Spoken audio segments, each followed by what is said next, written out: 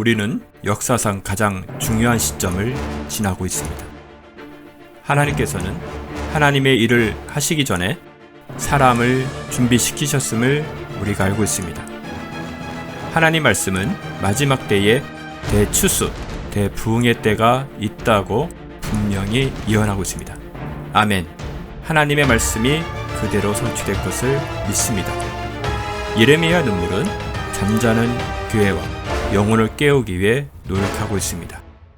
이 가슴 뛰는 일에 함께 하길 원하시는 분은 카카오 채널로 연락 주시기 바랍니다. 당신은 위대한 하나님의 사람입니다.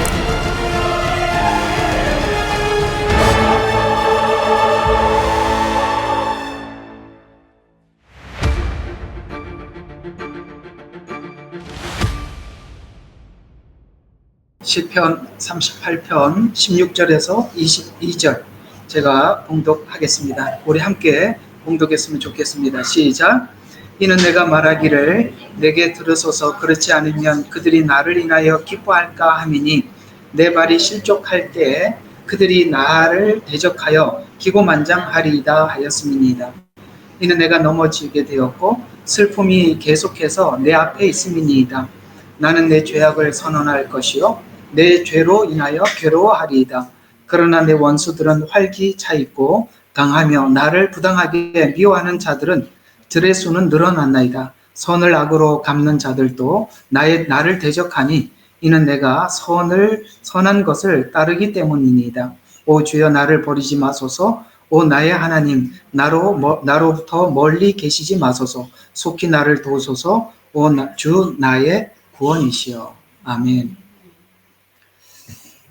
여러분, 우리가 성경을 볼 때 가치 있고, 물론 모든 성경이 가치 없다는 얘기는 아닙니다만, 여러분들이 이런 내용들을 가치 있게 여기고, 여기에서 하나님 앞에 답을 구할 때 여러분들은 성경의 가치를 느끼게 될 것입니다.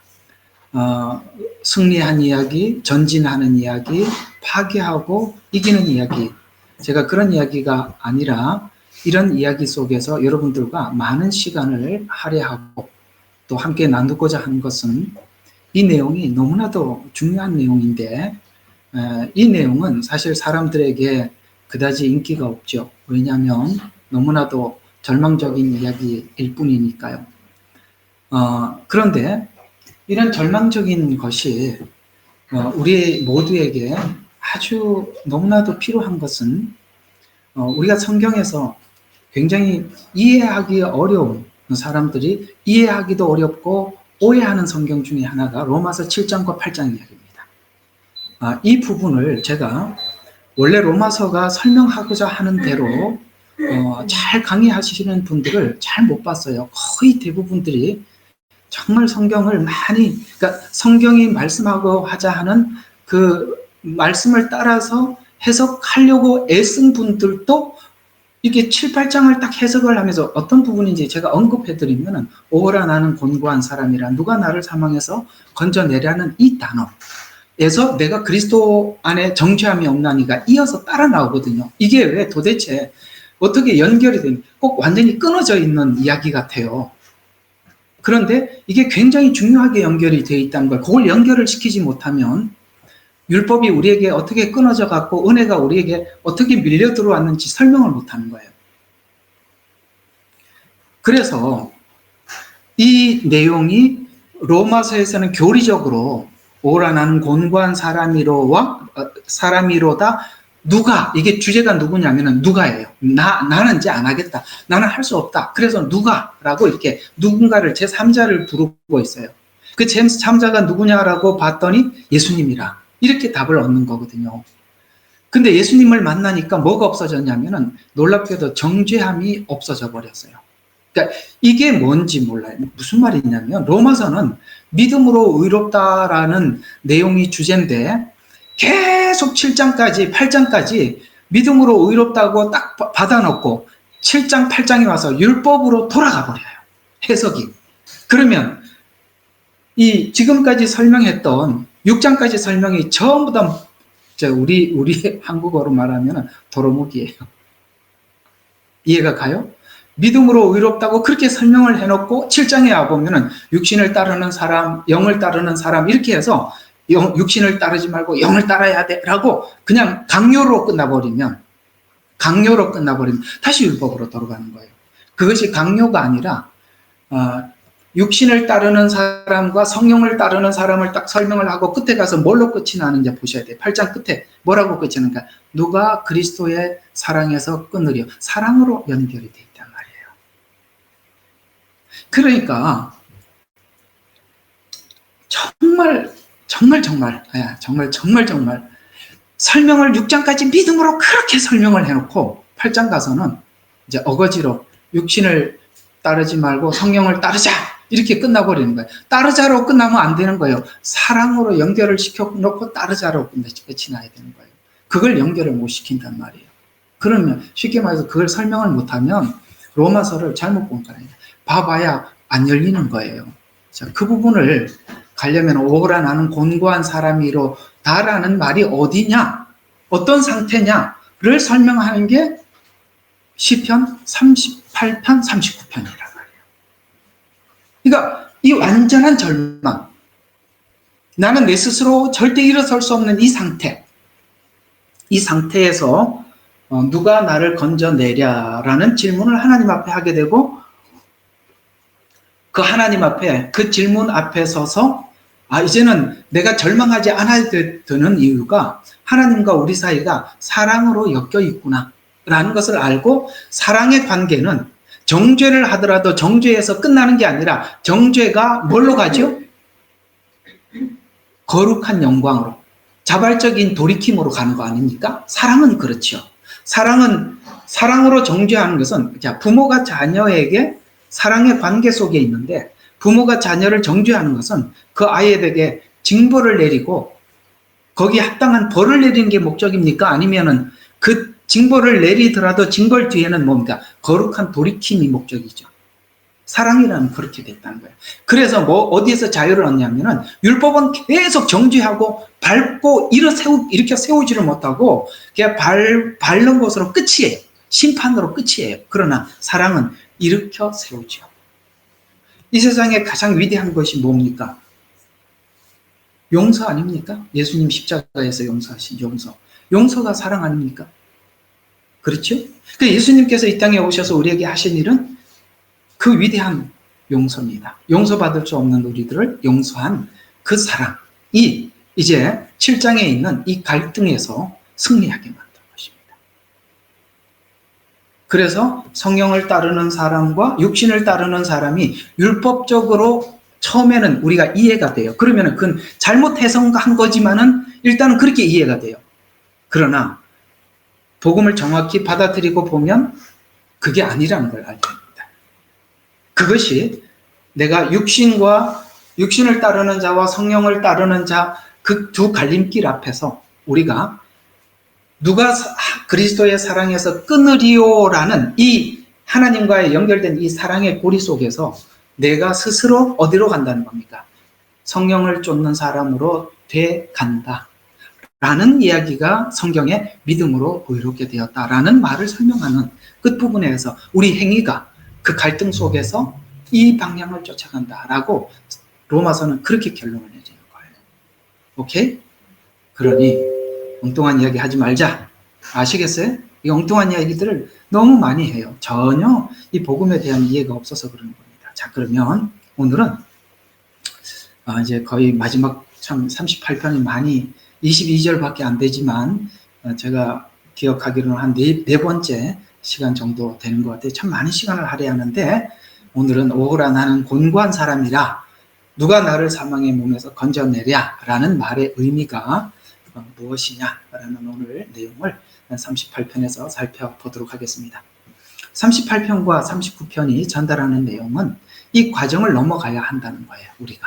우리 신앙의 이 과정, 예를 들어서 그냥 예수 믿고 완전히 어디 마취된 사람처럼 나는 기뻐요, 항상 기뻐요, 나는 즐거워요 이렇게 되면 곤란하다는 거예요.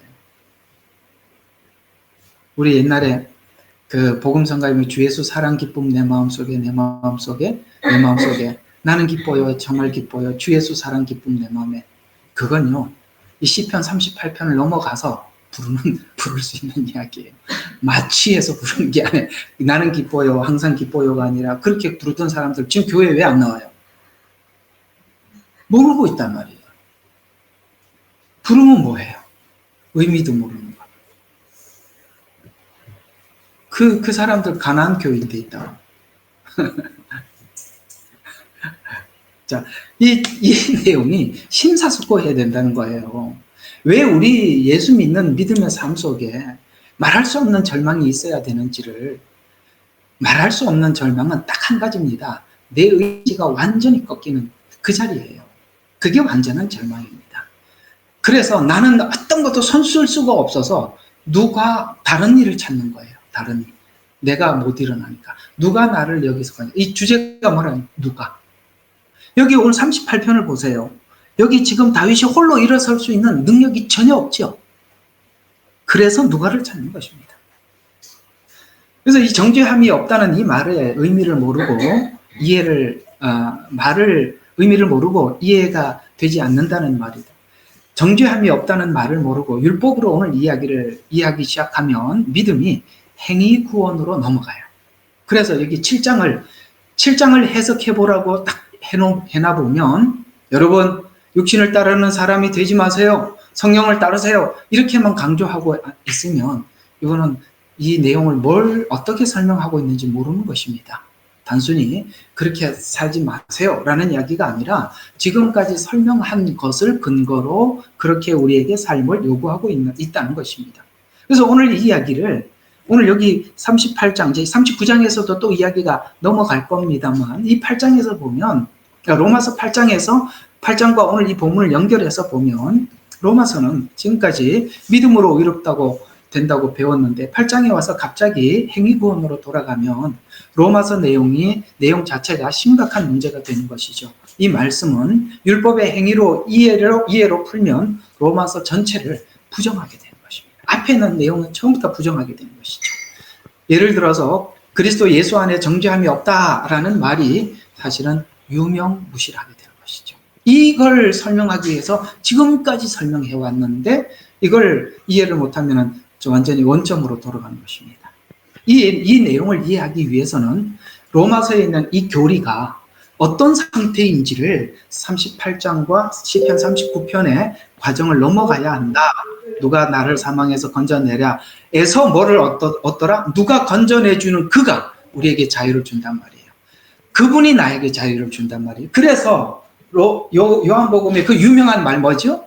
진리를 알지니 진리가 너희를 자유케 하리라는 말이 사실은 굉장히 얇고 분명한 이야기지만 너무나도 그 본문 그 단어 자체가 엄청나게 깊고 깊어서 마치 바다의 가장 깊은 곳까지, 그러나 수면 위에 가장 위에서 진리를 알지니 진리가 너희를 자유케 하리라는 말이 시작의 말씀이기도 하지만은 너무도 깊고 깊은 이야기로 내려가는 것이라는 거예요. 이 내용은 설명하려면은 끝이 없다 이 말이에요.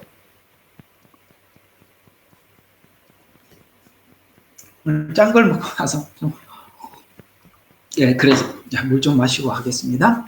그래서 오늘 로마서 8장 35절에 보면 다시 누가 정죄하리요에서 사랑 안에서 정죄. 자, 이게 우리 로마서를 한번 가봐요. 이게 내가 이렇게 느닷없이 로마서 8장 35절 정죄하리요 이렇게 얘기를 하니까 이 이야기가 2번 나온다는 걸 아셔야 합니다. 로마서 빨리 가보세요. 찾아보세요. 로마서 8장에 보면은 2번 정죄함이 없나니 이렇게 이야기하고 누가 정죄하리요 이렇게 나와 있어요. 정죄함이 없나니는 어디 나오죠? 로마서 그리스도 예수 안에는 정죄함이 없나니. 자, 8장 1절이죠? 자, 그러므로 이제 그리스도 예수 안에는 정죄함이 없나니. 왜 지금까지 괴로웠다는 거죠? 정죄 때문에 괴로웠다는 것입니다. 그런데 누가 나를 건져주었어요? 누가 건져주었어요? 예수님이 건져주었어요. 그 예수님 안에 들어왔더니 정죄함이 끝났더라. 이렇게 되는 것입니다. 아셨어요? 그래서 그러므로 이제는 뭡니까? 7장하고 다른 주님을 만난 이후 그리스도 예수 안에는 자들에게는 결코 정죄함이 없느니 그들은 이제 어떻게 사느냐면은 육신을 따라 행하지 않고 성령을 따라 행한다 라고 이야기를 하고 있습니다. 그냥 예수님 안에 들어오면은 자동으로 성령을 따라 행하는 것이 아니라 그분과 사랑의 밀착 관계가 깊어질수록 이라는 단서가 뒤에 넘어가는 겁니다. 막 환난도 오고 핍박도 오고 막 올 거예요. 아시겠어요? 그래서 환난이 오고 핍박이 오면 우리는 본능적으로 육신의 생각대로 행하는 거거든요. 그렇죠. 막 내가 힘드니까 그냥 육신대로 가는 거거든요. 그런데 뭐예요? 그리스도의 사랑이 그걸 조절하게 만들고 성령을 따라서 살게 만들어 가더라. 그걸 하나님이 우리 일생을 통해서 훈련시키시더라. 이런 이야기가 되는 거예요. 그러니까 8장 1절은 지금까지 예수님으로 믿은 의가 정죄함이 없는 의로 사랑의 관계 속에 엮여 있다라고 이야기하면서 다시 이 그리스도 예수 안에는 정죄함이 없나니라고 했다가 35절에 로마서 끝부분이죠. 끝부분에 가서 뭐라고 이야기합니까? 누가 우리를 그리스도의 사랑에서 누가 다시 정죄하리요? 이게 뭐 급하게 적었더니 34절인데 35절에 적었네요. 자, 한번 보십시다. 누가 정죄하리요? 이렇게 나와 있죠. 정죄함이 없나니? 라고 했다가 누가 정죄하리요? 이렇게 얘기했잖아요. 왜요? 우리를 35절이니까 누가 우리를 그리스도의 사랑에서 떼어놓을 수 있으리요? 관계가 어떻게 설정이 되어 있다는 거예요? 사랑이라는 관계 속에 설정되어 있다는 것을 발견한 후라는 이야기가 되는 것입니다.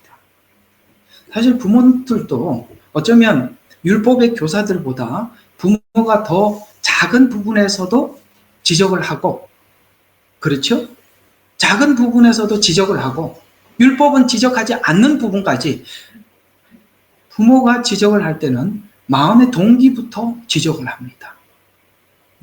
왜냐하면 이렇게 생각해보고 어떤 결과가 나왔을 때 제가 속에 마음이 이런 게 있어서 이렇게 했구나 라고 그걸 안고 지적해 들어가잖아요. 그러면은 그거는 율법이 지적하는 것보다 더 신랄한 지적입니까? 아니면 그 마음의 동기조차도 해결하려고 하는 것입니까? 동기조차도 해결하려고 하는 것이거든요. 그러니까 예수님께서 우리에게 지적하는 것은 그런 거잖아요. 왼뺨을 치면 오른뺨을 돌려대라. 오리를 가자면 심리를 동행해라. 동기까지. 네가 여자를 보고 음욕을 품는 자마다 이미 간음해. 동기를 지적하는 거예요. 동기. 율법은 사실 현장에서 간음했을 때 간음이라고 얘기를 하지. 예수님은 미워하는 것조차 살인했다고 이야기를 하는 것입니다. 왜냐하면 이것이 장성해서 어디로 가는 거예요? 살인으로 가는 거니까. 이해가 가십니까? 그래서 예수님 안에는 사실은 정죄가 율법보다 더 신랄해지는 거예요. 신랄해지지만 뭡니까? 그걸 이제는 내가 율법으로 듣지 않고 사랑의 소리로 듣겠다. 그게 우리의 신앙 고백이라는 거예요. 사랑으로 듣겠다. 그래서 사랑 안에서 정죄가 아니라 사랑 안에서는 사랑 안에 연합된 자발적 자유의지. 아까 말씀드린 거예요. 진리를 알지니 진리가 너희를 자유케 하리라는 이 자유의지가 회복됐다는 거예요. 자유의지가 회복이 됐는데 이제는 육신, 내 스스로가 아니라 어떻게 누가 예수님이 건져주시고 성령을 보내주셨어요. 성령님은 하나님의 깊은 것까지 아시고 우리에게 탄식하고 우리에게 그런 지적을 할 때 깊고 깊은 것까지 지적을 해내. 그렇죠. 거기에 내가 이제는 아멘 하겠다는 거예요. 자발적으로 아멘 동의하겠다는 거예요. 그게 예수 안에서 바뀐 거다. 이걸 설명을 하는 거예요. 여러분 있잖아요. 사람이 지적해서 해결될 것 같으면 여기 다 우리 사람들이 나이가 들수록 모범성이 돼야 돼. 사실 우리가 지금도 안 하는 게 뭔지 아세요? 우리가 유치원에서 배웠던 것 지금도 안 한 게 너무 많아요. 우리 유치원에서부터 다 배웠잖아. 그죠? 학교 갔다 오면 집에 들어오는데 부모님에게 인사해라. 그 다음에 우리가 기본적으로 하는 거 있잖아요. 그거 합니까? 아니 유치원에서 했던 거 지금 어른이 돼서 아주 능숙하게 잘하냐고. 안 하잖아요. 이게 무슨 말이냐면 사람은 말로 바뀐다는 게 아니라는 거예요. 하나님도 너무 잘 아시는 거예요. 우리를 바꿔놓는 힘은 은혜요, 사랑입니다. 그래서 그 은혜와 그 사랑을 우리에게 주시기 위해서 아들을 십자가에 매달아 하나님이 우리를 어떻게 사랑했는지를 증명해 보이신 거예요. 그래서 우리의 모든 변화는 어디에서 이루어진다고요? 십자가에서. 그래서 우리가 십자가를 지나가지 않는 어떤 변화도 그것은 일시적인 변화지 근본적인 변화는 아니다. 8장에서 말하는 누가 우리를 그리스도의 사랑에서 끊을 수 있으리요라는 이 사랑이라는 단어가 누구에게는 아무 의미 없이 지나가지만 누구에는 그 깊이가 한량이 없다는 거예요. 그래서 이 과정을 지나서 나는 곤고한 사람이로다를 넘어서서 그 다음에 뭐가 보이더라? 누가 나를 정죄하리오로 넘어가더라.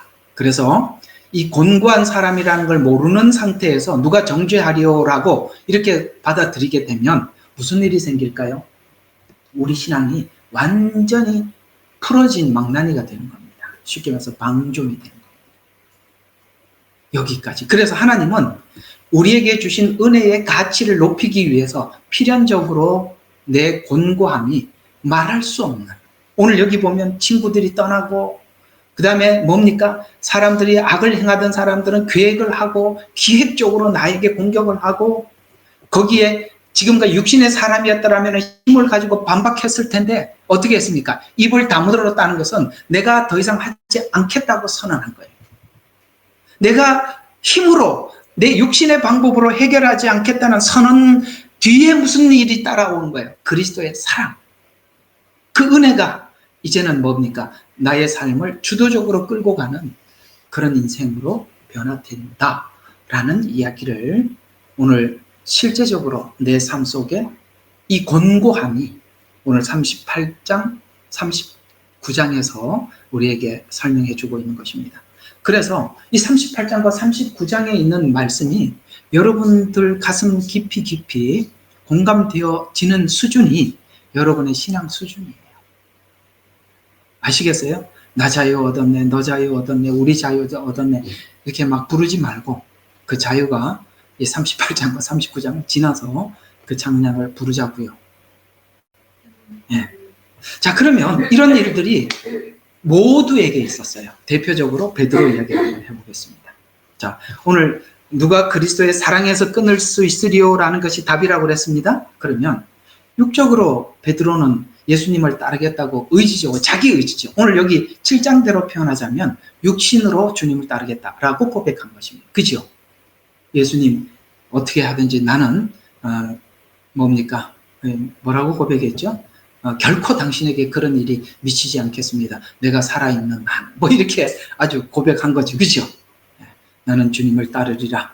아주 철저하게 고백했던 우리들 아니겠습니까? 그래서 그러나 따랐습니까? 한 번 저주했을 때는 진짜 자기 자신에 대해서 어떤 생각이 들었겠어요?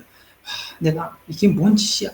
두 번째, 세 번째 그러니까 저주하고 도망가는 자신을 보고 얼마나 놀랬겠습니까? 이게 자기가 육신으로 주님을 따르려고 고백했을 때 이 한계에 부딪힌 거거든요. 그러다가 주님은 너 도망갔지? 그때 나 모른다고 저주했잖아. 이렇게 말하지 않고 뭐라고 질문했죠? 사랑하느냐? 여기 로마서 8장도 뭘로 끝이 났어요? 누가 그리스도의 사랑에서 끊을 수 있으랴? 아시겠어요? 실패가 어딘지. 그리고 예수님은 그 실패한 베드로를 뭘로 엮었지요? 사랑으로 엮었습니다. 그래서 우리 신앙의 초창기는 마치 율법과 육신이 가득해서, 자기 의지가 가득해서 힘이 펄펄 날죠.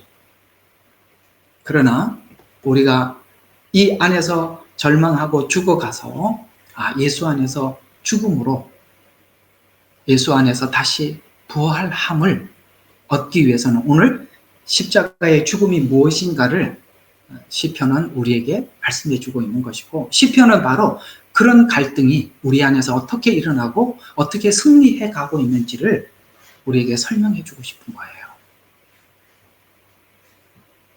결국 베드로도 네가 나를 사랑하느냐라는 질문에서 내가 주를 사랑합니다 라는 대답으로 끝이 나서 그 후반부에 베드로의 인생이 어떻게 살아왔는지 우리는 대부분 베드로 전후서와 그 다음에 사도행전 앞장에서 등장하고 있는 베드로의 삶을 보면서 압니다. 이제는 베드로가 사람들이 붙잡아서 옥에 가두었더니 여러분 그 안에서 두렵지 않죠.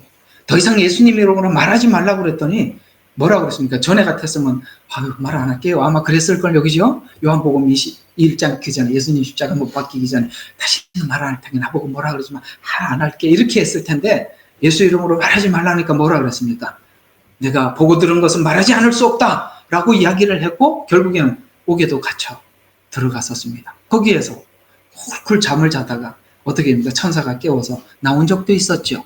어떻게 달라졌는지 우리가 육신이 율법이 나를 신앙을 이끌어갈 때와 그 다음에 은혜가 나를 이끌어갔을 때 그 전환점에 이 실패와 절망이 있다라고 성경은 말씀하고 있는 것이죠. 그러면 시편 38편과 39편에 있는 내용을 7장으로 사랑으로 하나 되었다라는 삶을 우리 베드로의 삶을 통해서 살펴보았습니다. 그래서 이 얘기를 정리해 보면 이런 이야기가 되는 겁니다. 자, 로마서 8장 5절에서부터 이 내용들은 제가 좀 이렇게 제 버전으로 좀 바꿔놨어요. 성경 보지 말고 우리 버전으로 좀 바꿔놨습니다. 자, 여기서 나오는 로마서 8장 5절부터 나오는 얘기가 이런 이야기입니다. 육신을 따르는 사람은 육신의 일을 생각하나 성령을 따르는 사람들은 성령의 일을 생각하느니라. 육신의 생각은 사망이나 영적으로 생각하는 것은 생명과 화평이라. 여러분, 요걸 감지하느냐 이 말이에요. 요걸. 해보셨죠? 육신으로 따라가서 결국에는 우리가 만난 게 뭐죠? 사망이고 절망이었다는 거. 그거 우리 공감하는 거예요. 이걸 하나님께서 철저하게 우리 스스로가 비교해서 인정할 때까지 여기까지 내려가는 것입니다. 그래서 생명과 화평이라는 말과 육신의 생각은 하나님과 원수가 된다라는 말을 우리는 크게 생각한다는 거예요. 옛날에는 그거 별로 값없이 생각했다. 하나님하고 원수가 되든 뭘 내가 편하면 되지. 이렇게 생각을 했다가 하나님과 원수가 된다는 것이 얼마나 큰 문제냐면 나를 위해서 십자가에 죽으신 예수님을 또 십자가에 못 박을 수 없다라는 그 절망적인 마음이 우리 마음속에 강하게 와닿는 것입니다.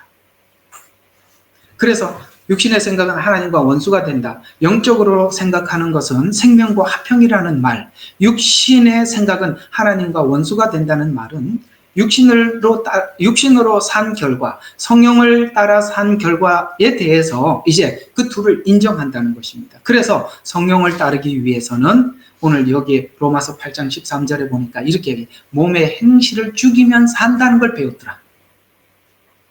아셨어요? 몸의 행실을 죽였더니 내가 죽는 게 아니라 살아나더라. 이걸 배우더라는 거예요. 몸의 행실. 이 몸의 행실에는 우리에게 습관적으로 배어 있는 것들이 있어요. 특히 사단이 그래서 우리가 몸의 행실이 방정하지 못한 어떤 부분들, 우리 각자가 다르겠지만 그걸 끊임없이 공격한대요. 그게 항상 세 가지 공격 무기를 가지고 한대요. 그게 뭐죠? 육신의 정욕, 그 다음에 안목의 정욕, 소유욕이에요. 우리로 말하면 정욕, 소유욕, 명예욕이에요. 이생의 자랑이라는 것은 자랑하고 싶은 명예욕이에요. 그것이 사람마다 각자가 다 다르게 있어요.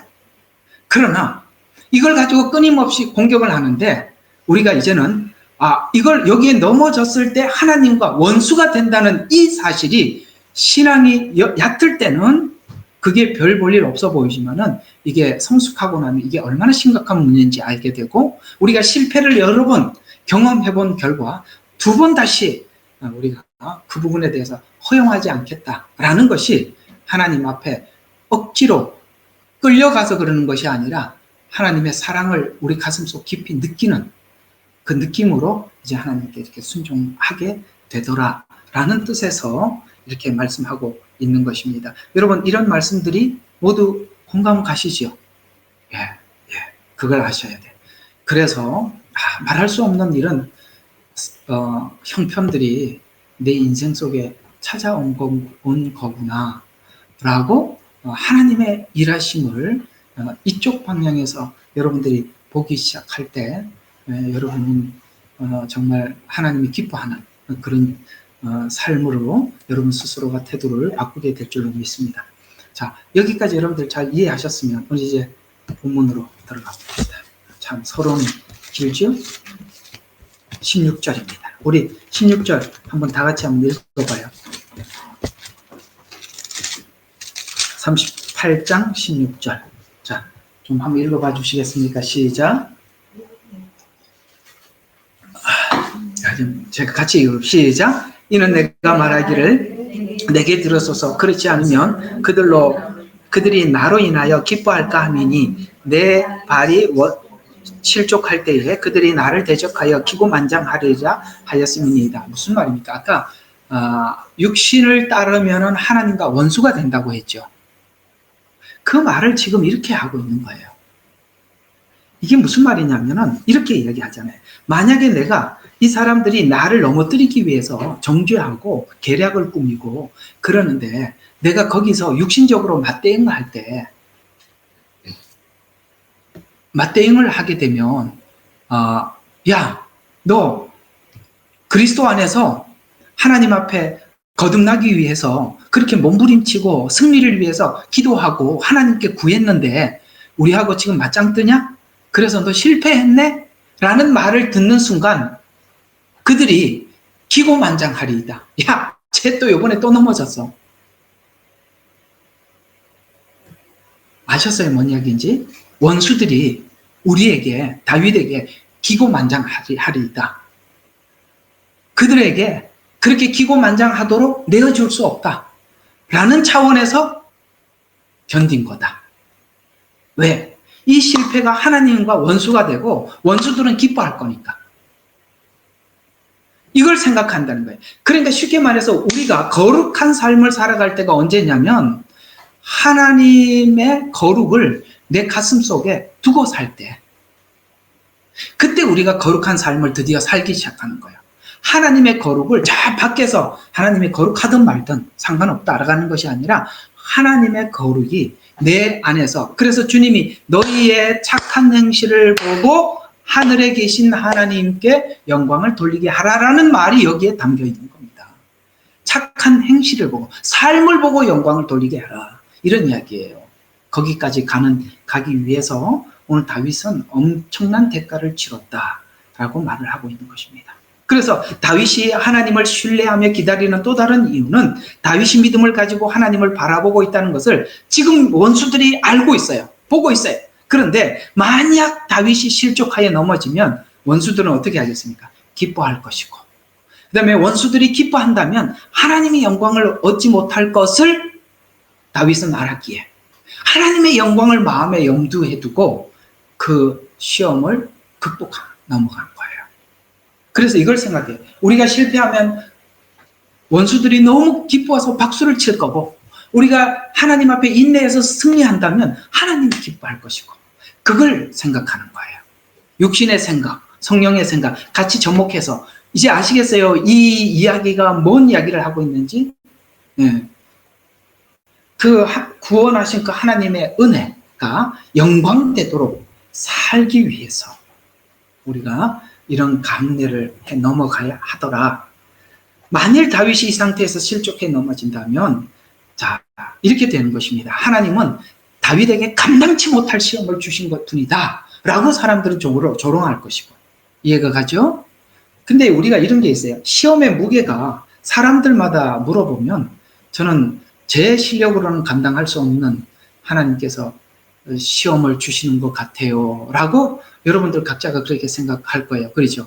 그래서 이렇게 보면은 교회 다니는 사람 보고 서로 보면 누구는 참 행복한데 나만 항상 하나님이 어려운 시험을 주는 것 같은데, 그렇게 생각이 들지만 실제 각 사람에게 물어보면 그렇지 않아요. 각자가 무슨 생각이 드냐면 다 자기 시험이 제일 무거워 보여요.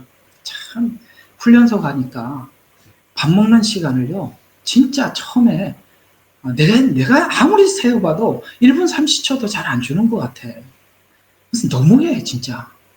그래서 훈련 시킬 때 뺑뺑이 돌리고요. 얼마나 배고픕니까, 그때. 그래갖고 줄을 서서 밥을 탁 타갖고 오면요, 밥 못 먹게 해요. 탁 앉아서, 다 신병훈련소에서 그래. 실무 가면 그렇게 안 하는데, 신병훈련소 가면 탁 앉아서 기다리면 여기 6명이 8개 이렇게 테이블 위에 앉아 있잖아요. 딱 보면, 내 밥이 제일 작고. 앞에 있는데도 나보고 그렇게 생각했을 거예요. 자기 밥이 제일 작다고.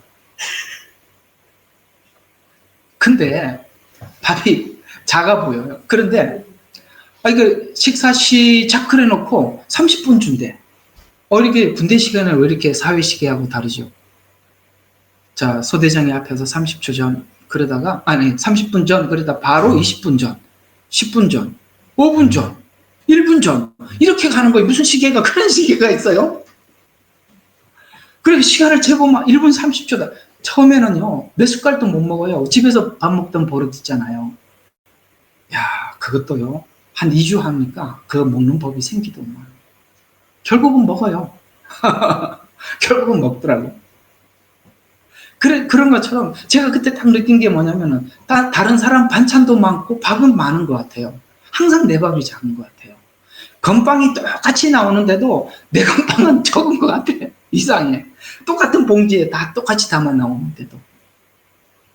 이런 것처럼 우리가 모두가 하나님 앞에 우리의 약한 부분을 하나님 저울 때에 올려놓고 시험을 하세요.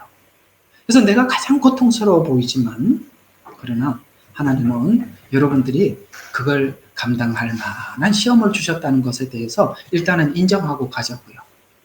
아시겠죠? 여러분들이 그걸 할 수 있기 때문에 주신 거예요. 지금은 못해 보여도 하나님께서 계속 말씀으로도 은혜 주시고, 또 하나님께서 교회 오면은 이렇게 오셔서 은혜 받고 돌아가서 또 힘 생기고 또 그만큼 또 올라가고 이렇게 하는 거예요. 그러니 빠지지 말고 나오시라요. 경상도 말로. 아시겠어요? 할 수 있으면 화면 켜고 듣고. 여러분, 그게 여러분을 위한 겁니다. 오랜만에 내가 한번 지적을 화면을 켜고 듣는 거하고 다른 거예요. 오는 거하고도 다른 거. 우리가 승리하고 이 싸움에서 이길 의지를 가질 때 그런 것들도 여러분들에게 값지다는 것을 알게 되는 것입니다. 시험의 결과가 악인에게 하나님 되심을 드러내지 못하는 것이 되는 것입니다. 실패한다면. 이런 것을 알고 있는 다윗은 극한 시험에서 의기양양하게 하나님을 바라보고 있어요. 하나님을 기대하고, 그래서 끝에 가보면 뭐라고 딱 기도가 속히 21절 주여 나를 버리지 마소서, 멀리 가시 계시지 마소서, 나를 도우소서, 구원의 하나님이여 라고 그분을 바라보는 게 구원의 하나님. 구원을 내가 스스로 나를 하려고 그랬는데 아니더라고요. 구원의 하나님이 하고 손을 내미는 것으로 끝이 나는 거예요. 손을 내밀어서 그분의 붙잡아 주신 상태에서 우리가 올라와 봐야 항상 하나님께 우리가 손을 내미는 거예요. 그러면 이 이야기를 사실은 이게 말이 잘 안 돼요. 발음이 호세아서에서도 말을 했었던 것이죠.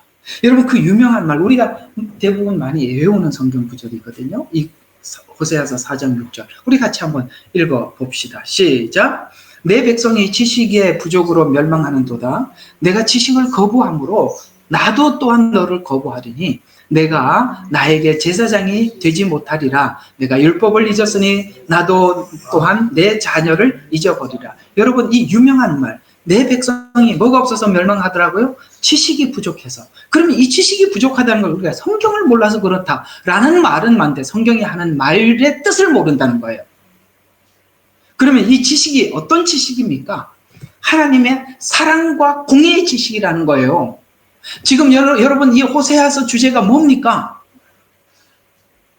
호세아가 예슈아, 우리가 알고 있는 예슈아, 여호수아 같은 말이거든요. 그러니까 구원자라는 뜻이에요. 그러니까 구원자라는 뜻을 누구를 통해서 우리에게 설명을 했냐? 고멜과 호세아 관계 속에서 구원자가 어떤 역할을 하는 것인지 설명해 준 거잖아요. 고멜이 어떻습니까? 마치 우리 옛사람처럼 또 가고 또 가고 또 가고 그런 것을 이유 없이 데리고 오라 그럽니다. 이유 없이, 조건 없이. 근데 호세아는 데리고 옵니다. 근데 그게 한 번이면 사람들이 용서가 되지만 두 번, 세 번이란 말이에요. 그런데도 조건 없이. 그래서 하나님이 우리에게, 호세아에게 설명했던 메시아가, 호세아가, 구세주가 우리를 구원하실 때 뭘로 구원하셨다? 조건 없이, 이유 없이 구원하셨다. 아셨어요? 호세아의 신부라 할지라도, 그 신부가 그렇게 하더라도 조건 없이 데리고 오더라 라는 것을 우리에게 그게 여호와를 아는 지식이라는 거예요.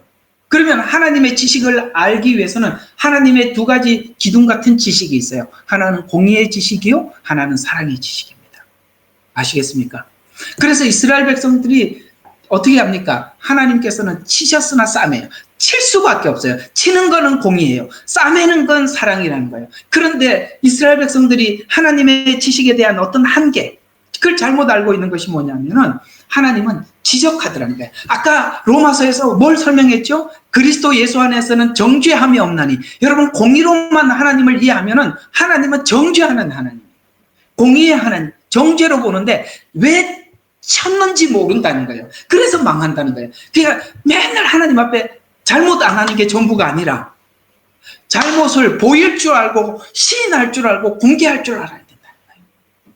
아시겠습니까? 하나님이 지적했을 때 맞아요 라고 하는 게 하나님의 공의의, 그 공의의 말씀에 내가 아멘 하는 것이고, 하나님이 맞아요, 그러니까 그랬으므로 너는 맞아라, 이게 아니라 그랬으므로 사랑으로 고치라, 이게 하나님을 아는 지식이라는 거예요. 근데 이스라엘 백성들은 한 가지 지식만 아는 거예요. 공의의 지식. 하나님은 율법의 하나님이지만 은혜의 하나님이라는 걸 잊어서는 안 되는 거예요. 율법은 은혜를 위해서 있는 것이에요. 주체가 은혜라 이 말이에요. 그래서 하나님의 지식은 두 가지인데, 사랑과 공의의 지식. 공의는 죄를 지적하고 사랑은 용서하기 위해서 지적한 공의다. 이 두 지식을 합류해서 이해하지 못하면 우리가 단순히 하나님을 공의로만 심판으로 끝나고 아무것도 없어요. 그 뒤에 따라오는 게. 또 하나는 사랑도 공의 없이 사랑을 알면 방종으로 간다 이 말이에요. 그래서 이걸 알기 위해서는 우리가 피부로 느껴야 하는데, 느껴야 하는 그 피부로 느끼는 싸움과 절망이 오늘 이 이야기다 이 말이에요.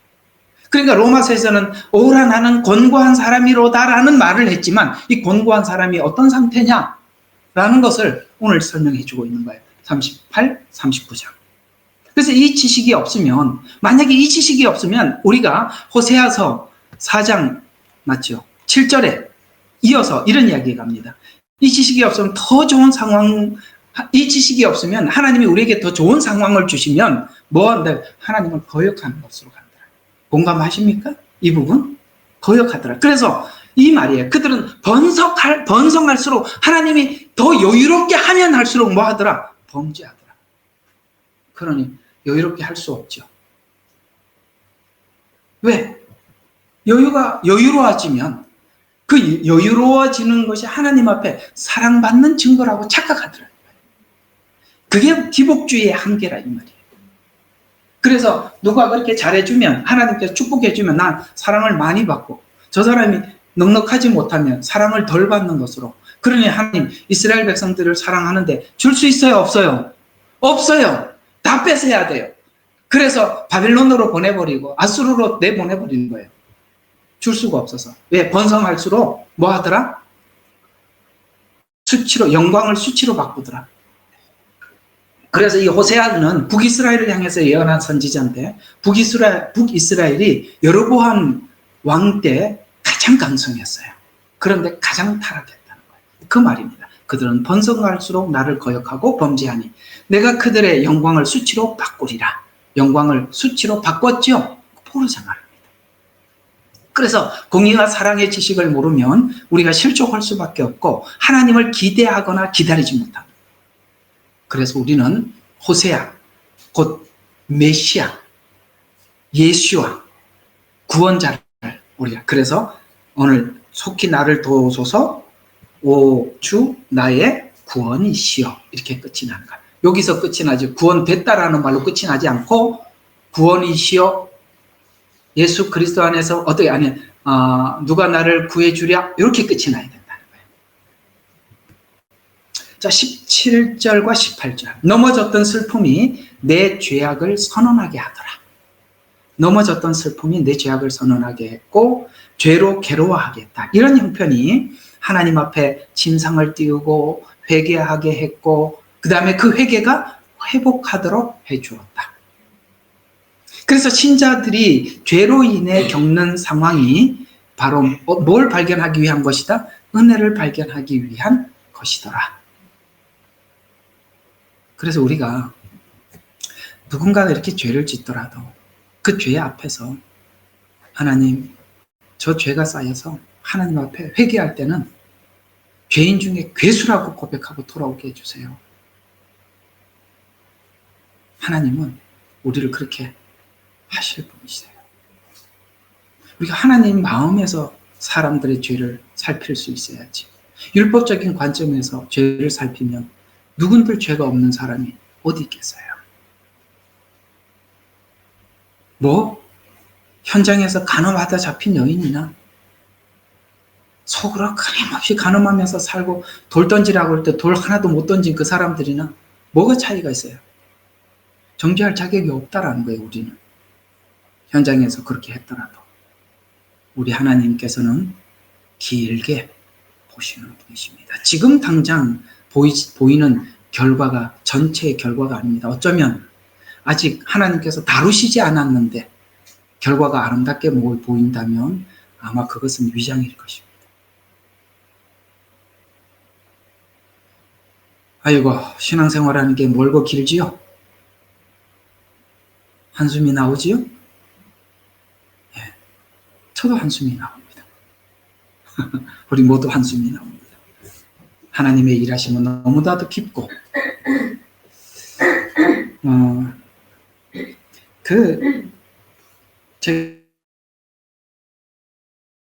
제가 청년 때, 우리 그때 제청년 때 회개운동이 우리나라에 많이 일어날 순간이었습니다. 그때 참 교회가 많이 부흥하고 그랬죠. 그때 그 부흥을 위해서 준비했던 사람들이 여럿이 있어 보였어요. 제 눈에는.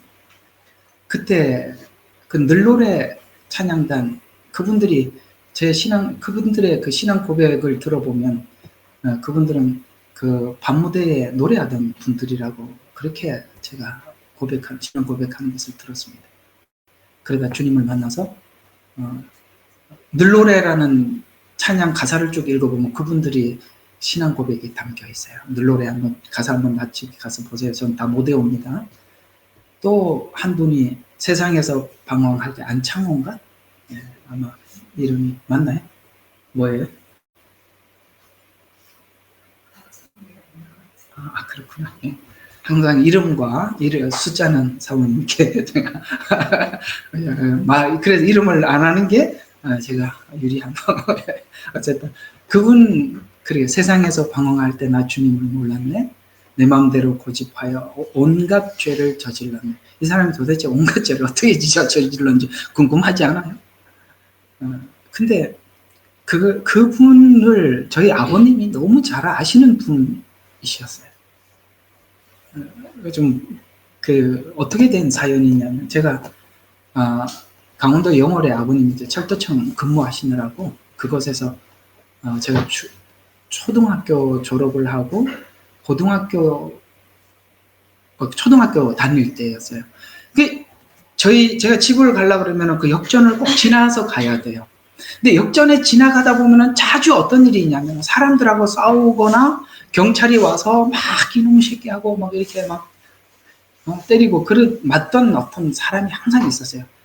그래서 너무나도 그게 시선을 끌어서 제가 집을 갈 때마다 이 사람은 오늘 어디 있나 하고 이렇게 찾아야 할 정도로 사람들에게 관심사였습니다.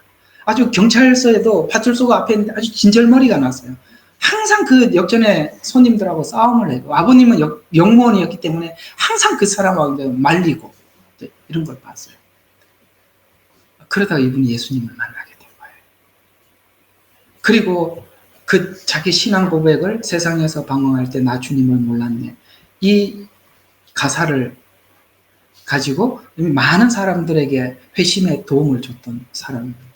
그러니까 언젠가 아버님하고 이제 포항에서 시내를 지나가다가 어느 교회에 그 간증 집회를 한다고 포스터가 붙어 있는데 나는 그분을 얼굴을 기억을 못 하는데 아버님은 아시잖아요. 그때 아버님이 예수를 잘 안 믿을 때였어요. 신앙에 대해서 별 마음이 없었을 텐데 지나가다가 에이? 저놈이 저 왜 붙었어? 이러면서 가서 보시는 거예요. 누구세요? 하고 물어봤더니 아버님이 그분이라는 거예요. 그 역에서 저 사람이 간증 집회를 한다고? 이거 읽어보고 너무 감탄하는 거예요. 제가 바뀌었다고. 이렇게 아버님 눈에는 옛날에 그게 생각이 나니까. 그래서 아버님이 이제 어떤 생각을 하게 됐냐면, 예수님을 만나면 사람이 저렇게 바뀌는 거구나 라는 것을 처음 인지하기 시작했었어요. 그리고 난 뒤에 그분 가사를 읽어보니까 이해가 가요. 가사를 하나하나 읽어보니까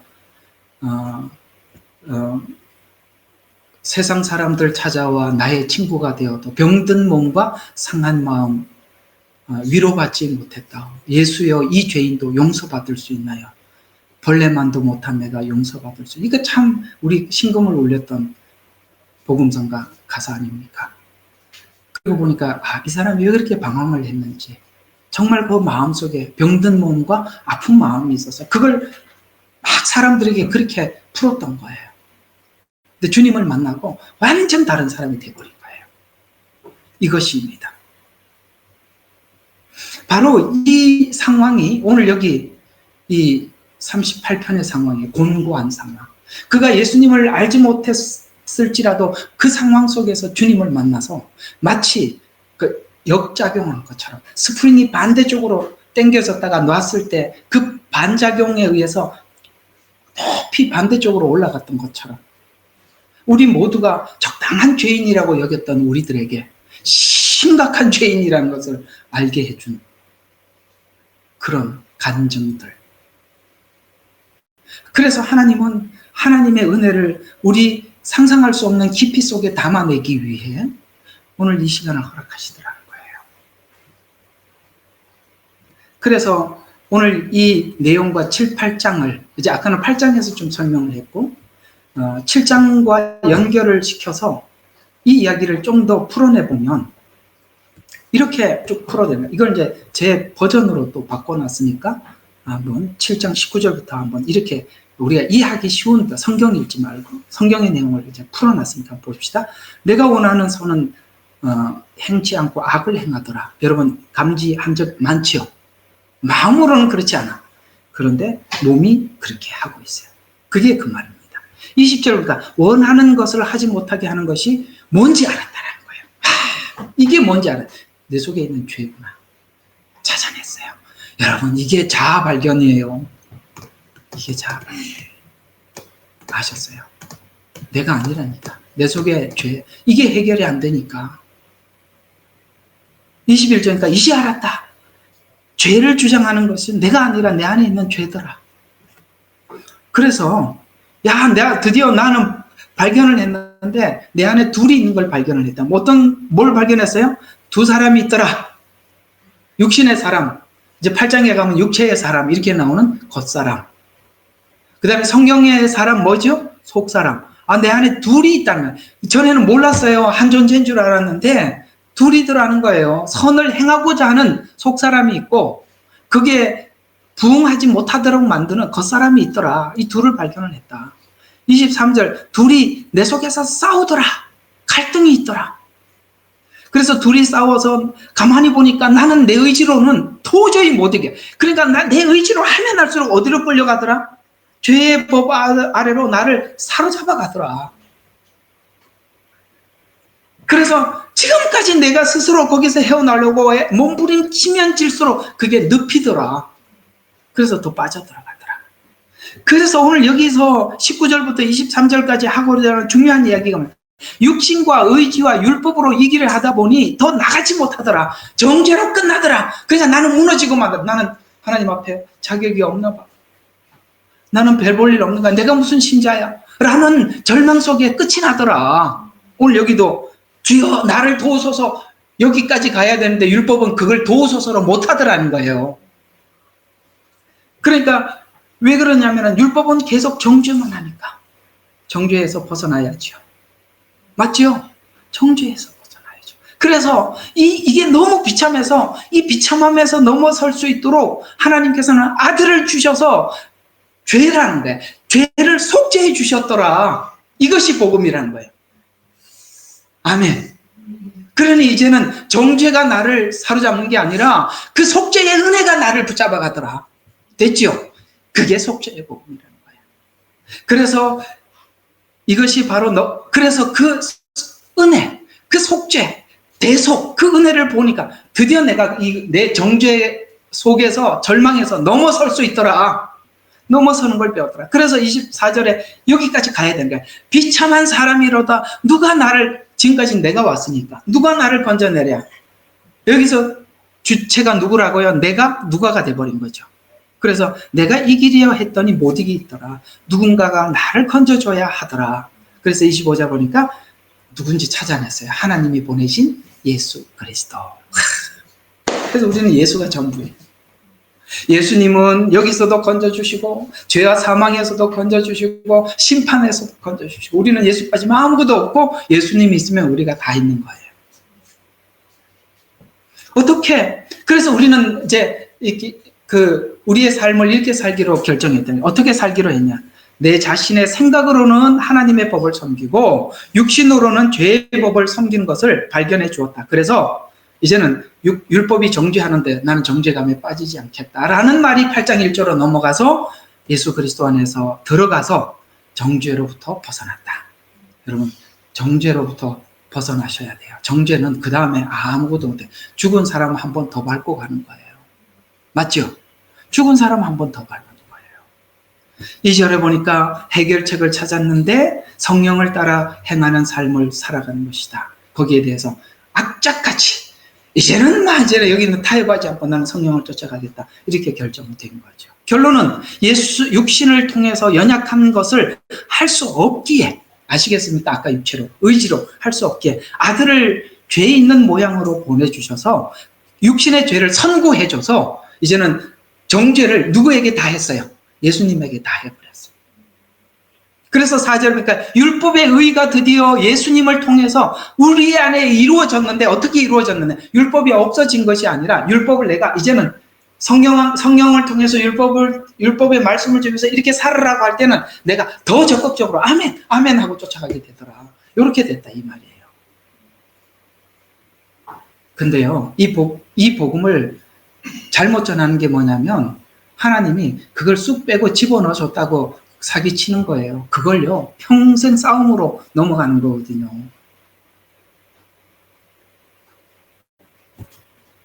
그게 아닙니다. 그래서 여러분과 저의 신앙생활은 끊임없는 갈등과 승리와 패배와 이런 것을 내가 스스로 공감하면서 더 이상 놓을 수 없는 예수. 이렇게 가는 것입니다. 그래서 반대로 이제 오늘 다 마칩시다. 반대로 악한 원수들은 이런 환란이 왔을 때 활기가 더 차 있고 강하고 부당하게 미워하는 숫자가 늘어서 대적의 수가 늘어났다. 더 강한 대적이 다가오는 것은 다윗이 더 강해졌다는 겁니다. 그래서 우리의 믿음이 어릴 때는 거기에 맞는 대상, 수준의 요구를 하지만 잘하면 잘할수록 뭡니까? 내 속 깊이 있는 죄까지 해결하기 위해서 더 강한 대적이 밀려오더라. 아시겠어요? 예. 반대로 우리가 율법적이고 정죄하는 사람이 되게 되면 복음을 모르면 더 정죄감이 높아져. 만약에 자기 스스로 넘어가기 시작하면 남들을 더 예리하게 신랄하게 지적하겠죠. 고난과 고통으로부터 자신의 울타리가 높아져 가고 사람들로부터 자꾸 경계하게 되고 그 다음에 뭡니까? 악이 더 발전하더라. 20절. 선을 행했던 자들도 악으로 갚는 대적이 되었습니다. 여기까지 경험하게 하더라. 자기한테 늘 가까이 있던 사람들도 악으로 갚는 대적이 되더라. 참, 이 정도면 이제 사람으로부터는 더 기대할 것이 없죠. 이 성경 이야기는 기대할 것 없는 사람을 믿지 말라는 것이지 사랑하지 말고 관계를 끊으라는 이야기가 아니라는 거예요. 마지막 기대. 내가 선을 베풀었던 사람들도 그 사람들이 나에게 뭔가를 주겠지라는 것까지 기대감을 끊게 해서 마지막 기대가 무너질 만큼 선을 베풀었던 자들마저도 악으로 갚는 상황을 믿음으로 견뎌야 하는 상황을 다윗에게 주시더라. 마치 다윗이 골리앗과 싸우는, 사울을 피해서 하나님 말씀을 지켰던 이 일들을 자기 내면에서 하고 있는 거예요. 전에는 밖에서 했지만 지금은 안에서 하고 있는 거예요. 우리가 밖에 있던 그 믿음이 속에서 전쟁에서 승리해야 되는 거예요. 여기서 인간을 기대한 것이 얼마나 비참한 현실을 가져다 준 것을 경험하게 돼요. 마지막 20절과 21절과 22절은 이 상황이 악해졌지만 여러분, 믿음의 사람들은 뭐 한다? 하나님만 바라보게 되었습니다. 이렇게 끝이 나더라고요. 결국은 우리의 환난들이 뭘 보게 하더라고요? 하나님을 바라보고. 그래서 이런 고백이 나옵니다. 주님, 버리지 마소서. 멀리 계시지 마소서. 나를 속히 도우소서. 나의 구원이시여. 요 자리. 여기서 오라 나는 곤고한 사람이로다. 다음 넘어서 뭐예요? 예수 그리스도 안에는 정죄하며. 이 두 개가 이렇게 연결되어 있다는 거예요. 아셨죠? 여러분들은 예수 믿고 천국 가는 은혜도 받았지만 여기에 청빙된 초청받은 사람들입니다. 기도합시다.